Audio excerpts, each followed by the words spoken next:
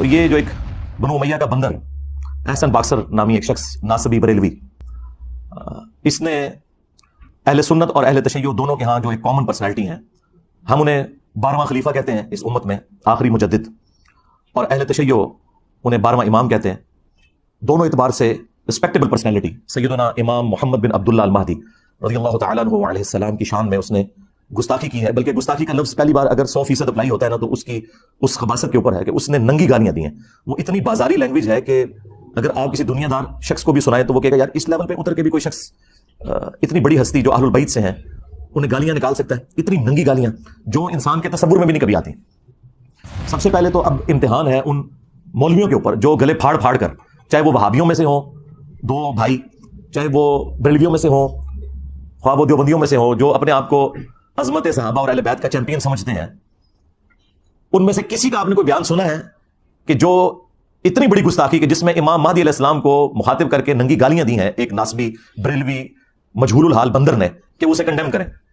ویسے یہ گلے پھاڑ کے کہتے ہیں کہ ہم ساروں کے دفاع کے لیے نکلیں گے، یہ صرف بنو امیہ کے خدمت گزار ہیں، اس سے زیادہ انہیں کسی کے ساتھ کوئی ہمدردی نہیں ہے، نہ کسی خلیفہ راشد کے ساتھ انہیں کوئی ہمدردی ہے، نہ اہل البیت کے ساتھ کوئی ہمدردی ہے۔ تو ان کے چہرے کے اوپر جو ایک یہ نقاب تھا نا، وہ اللہ کے فضل سے اس واقعے کے بعد اتر گیا۔ یہی بندر کے ٹرم پھر اللہ کے محبوب صلی اللہ علیہ وآلہ وسلم نے اپنی امت میں بنو مروان بنو امیہ کے لیے استعمال کی۔ المستدرک للحاکم میں اور مسند ابی یعلا کے اندر صحیح سند کے ساتھ یہ حدیث موجود ہے۔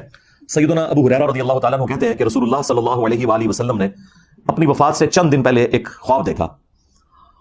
آپ نے خواب میں دیکھا کہ آپ کے ممبر کے اوپر بنو مروان بنو حکم کے بندر اچھل کود رہے ہیں۔ آپ صلی اللہ علیہ وآلہ وسلم گھبرا کر اٹھے، اور حضرت ابو ہریرہ رضی اللہ تعالیٰ عنہ کے الفاظ ہیں کہ آپ صلی اللہ علیہ وآلہ وسلم نے جب یہ خواب بیان کیا تو پھر اپنی وفات تک آپ کو کسی نے مسکراتے ہوئے نہیں دیکھا۔ آپ کو یہ غم لاحق ہو گیا کہ آپ کی وفات کے بعد آپ کی امت کے اوپر یہ لوگ مسلط ہو جائیں گے، یعنی ممبر پر بیٹھنے کا مطلب یہ ہے کہ یہ حکمران بن جائیں گے، اور وہ بن گئے۔ تو وہ سہل ابن سعد الساعدی جو شیعان علی میں سے تھے اور سینئر اصحاب میں سے تھے، ان کو بلا کے کہتا ہے کہ آپ ممبر پر آ کر حضرت علی کے اوپر سب کرو۔ نعوذ باللہ، بخاری میں تو الفاظ ہے سب۔ اس کی وجہ سے جو مفتی تقی عثمانی صاحب ہیں انہوں نے امت کو دھوکہ دیا۔ وہ کہتے ہیں ذکر حدیث میں کہیں موجود ہی نہیں کہ یہ بنو امیہ لعنت کرواتے تھے، صرف سب کا لفظ موجود ہے اور سب کا مطلب ہے تنقید۔ اچھا، حضرت علی پہ تنقید کرنا آپ کے نزدیک جائز ہے کیا؟ اور ان کا میں نے جھوٹ پکڑ لیا۔ اگر مفتی اعظم پلانٹ ارتھ دیوبند یہ کام ڈال رہے ہیں ان کے ساتھ تو باقی تو شاہی کوئی نہیں، یا تو اس نے جھوٹ بولا یا پھر وہ جاہل ہے، اسے پتہ نہیں تھا ذکر حدیث میں موجود تھا۔ بخاری کی یہ حدیث ہے، مسلم میں آئی ہے 6229، اس میں الفاظ ہے، اس نے کہا لعن اللہ ابو تراب، کہو کہ مٹی والے ابو تراب علی ابن ابی طالب پر لعنت، نعوذ باللہ۔ ہم تو اس پہ کہیں گے کہ جنہوں نے بھی مولا علی پر یا اہل البیت پر لعنتیں کروائیں، اور جو لوگ ان کا آج تک دفاع کر رہے ہیں، ان سب پہ اللہ کی لعنت، اللہ کے فرشتوں کی لعنت، تمام لعنت کرنے والوں کی لعنت۔ ہاں جی، اور ان کا حشر بھی اپنے بڑے لعنتیوں کے ساتھ ہی ہو، اور اللہ تعالی ہمارا حشر جو ہے خلفائے راشدین اہل البیت اور رسول اللہ صلی اللہ علیہ وآلہ وسلم کے ساتھ کرے، آمین۔ لہٰذا جو مسلم شریف میں حدیث موجود ہے کہ سعد ابن ابی وقاص کو ابھارا امیر شام نے کہ آپ علی ابن ابی طالب پر سب کیوں نہیں کرتے، وہاں سب کا مطلب لعنت ہی لیا جائے گا، اور وہ حدیث کے قرائن بھی بتا رہے ہیں، بلکہ خود ابن تیمیہ نے منہاج السنہ میں مانا ہے کہ یہ سب کرنے کا حکم دیا، اور سعد ابن ابی وقاص نے انکار کیا۔ الٹا انہوں نے مولا علی کی 3 فضیلتیں بیان کر دی اور کہا کہ ان میں سے ایک بھی مجھے مل جاتی سرخ اونٹوں سے بہتر ہوتی۔ اچھا، یہ سیم جو مسلم کی حدیث ہے نا 6220، سیم 100% اسی سند کے ساتھ، ایک راوی کا بھی فرق نہیں ہے۔ سنن نسائی الکبریٰ میں امام نسائی نے خصائص علی والے چیپٹر میں لی ہے، اور وہاں آگے پتہ کیا الفاظ ہے؟ وہ حضرت سعد ابن ابی وقاص کا بیٹا کہتا ہے کہ پھر جتنے دن حضرت معاویہ مدینہ رہے تو حضرت علی کی تنقیص کا ایک جملہ اپنی زبان سے نہیں نکالا۔ جو میرے باپ نے ان کو ڈانٹا تھا نا، ایک جملہ حضرت علی کے بارے میں بعد میں نہیں بولا انہوں نے۔ اس سے یہ پتہ چل گیا کہ وہ حضرت علی کے بارے میں برے جملے بول رہے تھے، کیونکہ امام نووی کہتا ہے کہ وہ تو بڑے معصومانہ انداز میں پوچھ رہے تھے کہ اے صاحب مجھے حضرت علی کی کوئی فضیلت سنائیں، یہ لوگ کیوں حضرت علی پہ لعنتیں کرتے ہیں، تاکہ مجھے وہ فضائل پتہ چل جائے۔ اگر یہ بات ہوتی تو اینڈ والے الفاظ ہوتے کہ جتنے دن وہ مدینہ رہے تو حضرت علی کی تنقیص کا ایک جملہ نے اپنی زبان سے نکالا، مراد یہ کہ وہ خود ہی کر رہے تھے سب کچھ۔ باقی یہ کافی ساری روایتیں وہ آپ کو انشاءاللہ میرے ریسرچ پیپر میں مل جائیں گی، اور یہ تاریخی روایتیں نہیں ہیں، یہ احادیث کی کتابوں میں ہیں، اور یہ محدثین میری ویڈیوز دیکھ کے گمراہ نہیں ہوئے تھے۔ ہاں جی، میں ان کی کتابیں پڑھ کے انورٹڈ کامز میں گمراہ ہوا ہوں، ٹھیک ہے۔ لیکن اہل سنت اور اہل تشیع دونوں اس بات کے اوپر متفق ہے کہ قرب قیامت سے پہلے پوری دنیا کے اوپر مسلمانوں کی حکومت قائم ہونی ہے انشاءاللہ تعالی، اور یہ وہ وعدہ ہے جو اللہ تعالیٰ نے قرآن حکیم میں کم از کم 3 جگہ پر اپنے محبوب صلی اللہ علیہ وآلہ وسلم سے کیا ہے، سورہ التوبہ کے اندر، سورہ الفتح میں، اور سورہ الصف میں۔ هو الذی ارسل رسولہ بالہدی ودین الحق لیظہرہ علی الدین کلہ، وہی اللہ ہے جس نے اپنے محبوب صلی اللہ علیہ وآلہ وسلم کو الہدا یعنی قرآن کے ساتھ اور دین حق کے ساتھ مبعوث کیا تاکہ اسے تمام ادیان کے اوپر غالب کر دیں۔ ولو کرہ المشرکون، خواہ مشرک اس کا برا ہی مان جائیں، اللہ تعالیٰ نے اس دین کو غالب کرنا ہے تمام ادیان کے اوپر. یہ اللہ تعالیٰ کا وعدہ ہے. مسند احمد میں حدیث ہے کہ اللہ کے محبوب صلی اللہ علیہ وآلہ وسلم نے فرمایا کہ قیامت اس وقت تک قائم نہیں ہوگی جب تک دنیا کے ہر گھر میں میرا پیغام نہ پہنچ جائے اور لوگ چاہتے ہوئے یا نہ چاہتے ہوئے اس دعوت کو قبول نہ کر لیں. اچھا اس زمانے میں تو یہ بڑا مشکل تھا کہ ہر گھر میں کیسے پہنچے گا. سرکار آج دیکھ لیں انٹرنیٹ, گھر کیا گھر کی کوٹڑی میں بھی انٹرنیٹ کے سگنل آ رہے ہیں, کسی غار کے کونے میں بھی آپ جا کے بیٹھ جائیں وہاں پہ بھی سگنل آ رہے ہیں. تو یہ دعوت تو پہنچ چکی ہے اور لوگ قبول کریں گے اسے انشاءاللہ تعالیٰ. اور پوری امت لیول کے اوپر جو خلافت اعلی منہاج النبوہ ہے وہ عمر بن عبدالعزیز کے دور میں نہیں آئی ہے, نہ خلفائے راشدین کے دور میں آئی ہے, وہ قرب قیامت میں ہی آنی ہے جب پوری دنیا کے اوپر مسلمانوں کا غلبہ ہوگا. آج تک امت میں یہ وقت نہیں آیا کہ پوری دنیا پہ مسلمانوں کا غلبہ ہو. تو اس سے مراد یہ پانچواں جو دور ہے وہ امام محمد مہدی رضی اللہ تعالیٰ عنہ علیہ السلام کا دور خلافت ہے انشاءاللہ تعالیٰ. ہم نہ دیکھ سکے, ہماری آنے والی نسلیں انشاءاللہ ضرور اسے دیکھیں گی. اور امام مہدی کے لیے میں نے آپ کو پہلے بھی بتایا کہ یہ ضروری ہے کہ ان کے آنے سے پہلے فرقے ختم ہو جائیں. ادروائز سنیوں میں آ گئے تو شیعہ نے نہیں ماننا, شیعہ میں آ گئے تو سنیوں نے نہیں ماننا. یہ ذہن میں رکھیے گا. تو پہلے تو لوگوں کو سمجھ نہیں آتی تھی کہ یہ کیسے ہوگا کہ اتنی بڑی فرقہ واریت کی دراڑ ختم ہو. لیکن دیکھیں اللہ تعالیٰ نے ہمارے اس چھوٹے سے پلیٹ فارم کی برکت سے ہماری زندگی میں ہمیں ان 12 سالوں میں وہ کچھ دکھایا کہ 1200 سال کی جو گمراہی تھی فرقہ واریت کی, اللہ تعالیٰ نے اسے کیسے ختم کیا. ہمارا ایک نعرہ ہی سب کو لے گیا کہ میرے نبی عیسیٰ ہے ہی کوئی نہیں, تیرے بابے تھے شاہ ہی کوئی نہیں. تو لوگ دوبارہ سے رسول اللہ صلی اللہ علیہ وآلہ وسلم کی مبارک ذات کی طرف متوجہ ہوئے ہیں. اہل البیت کا مقام انہیں پتہ چلا ہے, خلفائے راشدین کی عظمت ان کے دلوں میں جاگی ہے الحمدللہ. اور فرقوں کے بزرگ بابوں سے جان چھوٹ گئی ان کی. جس طرح توحید میں وہ ایک اللہ کے ماننے والے ہو گئے, اسی طریقے سے اطاعت میں وہ بابوں کی بجائے ایک اس شخص کے ماننے والے ہو گئے کہ جس کی قبر مدینے میں ہے. صلو علی محمد و آل محمد, اللہم صلی علی محمد و علی آل محمد.